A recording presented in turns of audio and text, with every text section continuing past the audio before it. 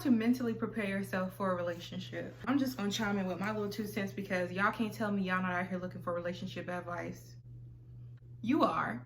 And honestly, I think that this is the best time, especially for people who have a hard time with sitting with themselves. It's kind of like, I think this is God creating a situation to where if you want to, you can use this as a moment to really reflect and get to know yourself and really prepare yourself to run into your next partner. Now, my first piece of advice is don't just think that the next person you meet is going to be the one, but I think that depending on how you navigate this situation right now and what you choose to do right now, you could be more prepared. And even if your next situation, I don't want to say situation, even if your next relationship doesn't work out, or when the person is courting you, it doesn't work out, you'll learn how to walk away without feeling like you've lost something or you've sacrificed way too much. Oh, child, I'm not even gonna say that because that's a hurt feeling right there. It is very essential for you to get to know your needs and your wants. So what I did, and I don't know how my exes are gonna feel about this, but you practice, and you don't practice intentionally, but after, you know, hindsight is 2020, you evaluate the relationships that you've been in, you recognize the moments in those relationships in which I really like this, or, you know, when they talk to me like that, I really didn't like that. Like, maybe think of certain situations you were in, or conversations, or the way that you know that they treated you, the way they treated their family, the way they treated strangers. You can compile a list of your needs and your wants. And I'm gonna tell you this, if your list starts off with what they look like, you're doing it wrong. This is where I think a lot of people are kind of mixing up or misguided when it comes to manifesting the person of their dreams. And even in this situation itself, I think it's ironic because, you know, we manifest, like I was just talking to my best friend and she was like, you know, I was praying, you know, for more peace at work, but God, this isn't what I asked for. That's why you have to be careful. And you know how they tell you to be specific? I'm gonna say, if you're more specific with the quality and the intentions of the person, you leave room for God to give you exactly what you need. But when you're specific, I'm gonna give you a little, when you're too specific, you will get exactly what you asked for. So years ago, I prayed for a spouse. I prayed for a spouse, and I have been married before, who was a good person, who was like a sponge, who was like, no, not like a sponge, who was like a new sponge and just wanted to absorb information. I prayed for a spouse who was like a new sponge who just wanted to absorb information. Now, when I made that prayer, I was coming from a relationship with a person who was extremely stubborn and extremely selfish. And they were so like gone and ingrained and engraved and just stamped and done, signed, sealed, delivered with whatever little things they've had in their heads. They were not open to any amounts of growth. So I thought, a sponge. And that's exactly what I got. And this is no shade to my ex. He is a great father, amazing provider, and he is a very sweet guy. But sometimes people do not have the capacity to receive the love you are ready to give. Sometimes they do not have the capacity to reciprocate the type of love that you are ready to give. And that can be problematic to your relationships. So my prayers these days, just to give you an example, my prayers look more so like, God, can you please bless me with a partner who I find myself attracted to in different ways every day. See how that is? I find myself attracted to in different ways every day. So that puts me in an open place to not only a physical attraction, but an intellectual attraction. Maybe I can learn to grow a sense of admiration for the way my man thinks, for the way he solves problems. And that's deeper than what somebody looks like. It's also more important because if you're in a relationship with someone who does not know how to solve problems, when the problems come, you're gonna find yourself solving problems all on your own. So I suggest, especially women, men too, because actually my audience is split half and half, which makes me feel very, very good, because this is for the men's and the women's, because y'all know I just want to see everybody booed up, everybody in love, popping out, babies going on trips. You know what I'm saying? Y'all cooking in y'all kitchen when you get, you know, thick and juicy, and he rubbing on your booty, then y'all die holding hands sitting on the front porch together. That's what I want. So that's my first thing. Get to know your needs and your wants and really sit with them and get to the core of what it is that you want. Another way to mentally prepare yourself for a relationship during this quarantine time: learn how to listen and how to value other people's thoughts and other people's feelings. This is something that men and women struggle with equally. Equally, men and women struggle with this, and I know what I'm talking about. I have listened to homeboys complain to me about the girlfriends. I've listened to girlfriends and have been the girlfriend to complain about their man. And if you've ever been in the middle of a lover's quarrel, you can hear that they're saying the same thing. If you listen to them, they're saying the exact same thing. Even when me and my partner are going at it, I'll sit back and I'm like, wait, what is he really trying to say to me right now? And then I'll think of, wait, what am I really trying to say to him right now? Okay, so case in point, when I say learn and understand other people's thoughts and feelings, you first have to learn how to understand, respect, and value your own thoughts and feelings, and learn that it is okay for you to think the way that you think. It is okay for you to feel the way that you feel, so long as your feelings and your thoughts and your intentions do not include you manipulating somebody else.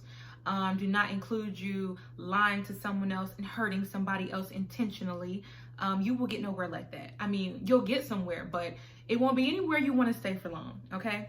And you will never be able to cultivate the type of loving relationship that you really want when that's the place you come from.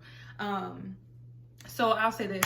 I was, you know, fussing at my boo, and I was like, we don't never spend enough time together, and always you gotta work, and I gotta do this, and I don't want to. But what I really should have just said is, I miss you. See how easy that is? Wow. The peace. The peace. And I'm pretty sure that's way easier to receive than all those words that don't have anything to do with what I'm really trying to say right now, okay? So when you listen and you respect and value other people's thoughts and feelings, you leave room for yours to be respected and valued. I know it's hard when someone has an opinion that's different from yours, or when someone has a different upbringing from you, or they value things, I wouldn't say value things, but they prioritize certain values differently. Like some people would put their, what would I say? Maybe some people put their health before their relationship, and their partner probably doesn't really understand, why do they always have to go to the gym before they can see me? Why can't they just, you know, why can't they just see me first, or let me go to the gym with them? I think that maybe instead of asking why to everything, why not ask, baby, why is this important to you? Why does this matter to you? Like, what's really motivating you? And I think that helps you understand a lot more as to why your partner is doing what they're doing. So it's easier for you to respect their thoughts and feelings, because you know exactly what's going on. And 9 times out of 10, what it is that they're prioritizing is usually for your benefit. And it's usually, if you're with a person who really loves you, who really values you, who really respects you, who really wants to be with you and wants to be in a relationship, you're included in some type of way in why they're choosing to better themselves, because they're thinking this is for the betterment of you. I know that's why I do things. When I go to the gym, I miss the gym. When I was going to the gym, everybody always call me when I start making a video, but when I be laying up in here booty scratching, don't nobody bother me. I'm lying. People love me. People be calling me. But yes, when I was going to the gym, all I was thinking was, oh, child, I'm gonna be able to get it, don't stop. Oh, child, I can't wait to put on that thing, you know what I'm saying? Looking like, how I'm feeling like, oh, it's for me. It's always for me, but it's also for you. It's also for my children. It's also for the longevity. It's also for my confidence. And your partner benefits from you being your best self and your best version. But you first have to learn how to prepare yourself to receive other people's thoughts and feelings. It is not just about you and their relationship. This, I'm gonna scream a little bit louder for women. I know y'all don't want to hear that, but it's the truth. We tend to think that it is their job to cater to us and for us to just receive and receive and receive and receive and receive and receive and receive and receive. But you got to give something too. And a lot of times what you can give a man that, you know, is a part of those intangibles that we give that separate us from other women is, oh, y'all not gonna like this, is a closed mouth and an open ear and an open heart. Now, when he is wrong and you know that he is being selfish, like y'all men tend to be, a little inconsiderate, not all, but a lot of times, but that's just the social conditioning. Once we can just understand that that's what it comes from, we can start to have more fulfilling relationships. And I think that if women, you know, listened, because sometimes men aren't the best at communicating their emotions. So it's best for us to listen to what they're saying, and then we can ask them questions to get to the root of what it is that they really are trying to say. And women can help men as not even just, you know, help, because y'all be thinking that men are just supposed to come to you this way. That they're just supposed to, he better know how to communicate, when half of y'all don't know how to communicate effectively either. You don't. You know how to scream, you know how to holler, you know how to say what you don't like, but a lot of you guys are not solution oriented. You just talking, don't know what you're supposed to do after you done talk. Makes no point to have conversations about things you're not going to be applying. You don't have a solution. You don't have a plan for what we're going to do after this going forward. You see what I'm saying? So it is very, very, very important to know how to listen and value your partner's thoughts and feelings. You can start by practicing in your relationships, whether these are relationships with your coworkers, or these are relationships with your clients, relationships with your family, the relationship with yourself. You can start there, the relationships with your children. Another thing that you can do is to be dedicated to your peace. Because I'm going to tell you right now, there are going to come times in your relationship where he tries your ever-loving life. And if you don't have a system for getting yourself centered, you're going to come off the rails. And I don't know if y'all like me. Oh, God. She doesn't do well when she comes off the rails. Nobody does well. No one. At all. So I hope that you are dedicated to your peace and you know how to take a step back and be like, you know something, I ain't even gonna talk to you right now. So I'm just gonna put it in your mind. You might be lovingly grabs him around his throat to make sure his Adam's apple is still there. So please be dedicated to your peace and have a way to center yourself, to check yourself. This comes with practice. For me personally, I just watch some cat videos. I love the little animal videos. I love the little dog videos. I will sketch something. I will write something. I will take a shower, shave my legs, put on my cocoa butter and my, not my cocoa butter, put on my, the shea butter. I put on my shea butter. And then I seal that with some of that grapeseed oil. And I put on my African Aztec clay mask. You know what I'm saying? After I've done my eyebrows, got rid of my mustache. You know what I'm saying? Just love on me. Worry about me. Remind myself as to why I don't have to argue right now. We don't have to go there. Clearly you want some other stuff. I'm worried about me. Learn how to worry about you. Take care of you, because there are going to be times, maybe even not in a negative sense, but maybe there's your partner is feeling like stressed and they don't have it to pour into you. Please know how to maintain your peace for yourself. I'm going to give you guys my 5 things that I say to myself every day for number 3. So when I say dedicated to your peace, I'm going to tell you the mantras you should be chanting to yourself to help you keep your peace, and understand why that's your responsibility and how that's a good thing. Learn how to add. And by add, I mean you can learn how to add to situations. So learn how to add positivity, constructive criticism, peace, maybe a laugh. Some of us are so focused on our brokenness that we forget that there is still power in the pieces, okay? There's power in the pieces, There's power in whatever situations that you've been through. You still have the capacity to add value to situations.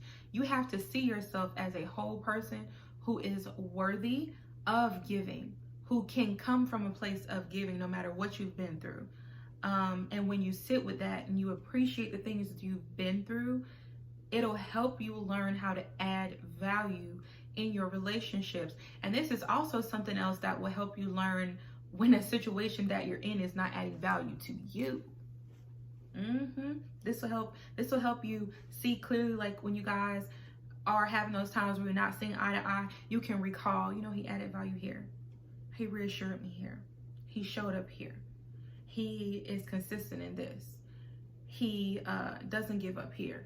It'll help you because you're going to be able to recognize the things in the relationship that you contribute. Kind of like, you ever notice how when you look at something or when you think of something, the first couple of things you recognize in that thing or in that person are directly related to things you recognize in yourself? It's like a mirror. You seek what you are, and you see what you are. You see what you see what you see. You see in them what you see in yourself. So you keep working on the things that you add, and you just kind of make that your go-to to add. And make sure that you're adding to a person who ain't got a hole in the bottom of them, so it ain't just falling at the bottom, okay? that can be for another video, how to make sure you're not pouring into an empty bucket, okay? Because whoo, they're out there. They are out there, honey, and they've come to drain you dry. This is some notes for another video, because I've been writing some notes for y'all, because I think y'all really gonna like that one. Learn how to take. Learn how to receive love. Learn how to receive truth. Learn how to receive a compliment, which is hard for a lot of us. Also, learn how to take a step back and evaluate the situation as a whole in its entirety for what it is really. Not what you want it to be, not what you hope it will be, but for what it is really. We do, as women, have a tendency to glamorize things. Men, I can't say if they glamorize things, but I think men see things for what they are a lot better than women do. A lot better than women do. And ways that you can recognize an opportunity for that is when you know what it looks like when someone's trying to give you a compliment and it's from a genuine place. Because genuine things usually don't need anything in return once they're given to you. If someone gives you a compliment, hey beautiful, how you doing? Want to go out to lunch? You just met me. How about we talk? How about we make the most of this moment? And if in these few moments that I'm walking to my car, I'm impressed or intrigued, then maybe I'll give you my number. But right off the bat, what's up with you? You gonna give me your number or something like that before he even talks to you? That's not genuine. But someone who, let's say it's a guy at work and he is coming up to you, he's always striking up a conversation with you, he's trying to get to know you, he's asking you things about yourself, he's complimenting you, maybe he'll get your coffee for you, maybe when he's going to, I don't know, Starbucks or something, he'll be like, hey, you want anything? And you ain't gotta give him the money, or when you do give him the money, he bring you your coffee and your money back. You know what I'm talking about. Y'all know who I'm talking about. That's a genuine person. That, or it could be a liar too. That's another thing for that empty bucket video. But most times those type of guys, they're not that bad. They're just not all the way there. They out there. some the good ones be slow, just a little bit. that's really the truth of it. I ain't gonna lie what I'm about to say. But the good ones are a little, just a little slow. Not slow like they don't know how to handle their business, but when it comes to navigating emotions and really being good at relationships, there is a learning curve for men, and you guys have to accept that. They may do research all day, all long, but there's gonna be a place where your man is like, huh? And you like, how you don't get that? It just happens. It happens, but he'll get it quick for you if he really wants to be with you. He will get it quickly, okay? So be not afraid. Don't be deceived. When they want you, they'll get it together with the quickness. Be secure in yourself. And this ties into how to be dedicated or being dedicated to your peace when you're mentally preparing yourself for a relationship. Be secure in yourself. I know that I feel like this is more geared towards women, but I think that this part can help the men a lot too. Especially men who may not be making a whole lot of money in this very vain era of, oh, you gotta have this, you gotta have this, you gotta look like this, you gotta do like this, you gotta da da da. You have to be secure in yourself, and this is men and women, what you bring to the table, who you are trying to be in somebody's life, and who you are in your own life, even if you don't have all the money in the world. If your affairs are in order and you're doing the very best that you can, and you know that in your heart you just want to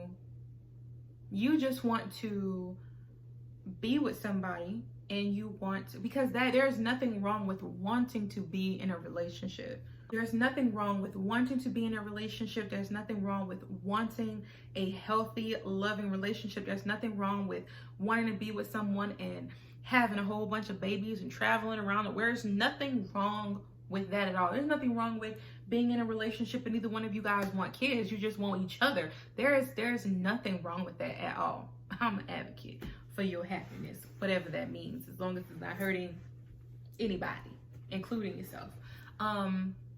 So first of all, be secure in the fact that that does not make you desperate. That does not make you thirsty.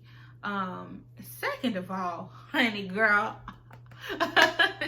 second of all, if there is anything that you are insecure about, it is going to show up in your relationship. You better believe it. You ain't gonna be able to, he's gonna know. First of all, men are intuitive as well. I think that they are intuitive and they see straight through people. Men see straight through people, and that's their superpower. Their superpower is the ability to see straight through people. But yes, if there's anything you're insecure about, if you're insecure about your finances, go ahead and get another job. Just go ahead and get another job. If you don't have time to get another job, go ahead and make a YouTube channel, you know? So I would say this, and I'm just trying to give you guys solutions for the things that you find yourself insecure about. That could be why you keep telling yourself, oh, I don't want to be in a relationship. I don't want to be in a relationship. Relationships are hard. Relationships involve too much this, too much that. If that's how you feel and you don't want to do something because you think it's going to require too much giving, you are not for relationships. Relationships are not for selfish people. They are not. They are not for just people who just want to, get. I want to get my needs met. I don't want nothing to be hard. I don't want nothing. I don't want to have to work for it. Then you need to be by yourself, because you will have to work at this thing. This thing is going, all that beautiful frou-frou, dancing, singing, loving, all them children, that takes working out kinks. And you don't get that if you don't work hard. Should it be difficult? No. But is it going to be a challenge? Yes. Yes. Duh. Isn't getting a lot of money challenging? Yes, but it's very rewarding. Buying a new home is challenging, but it's very rewarding. Well, I ain't bought one yet, but you know what I'm saying? When you really work at something, nothing compares to those results when it's a pure intent, when it's loving, when it's good. There's nothing like that.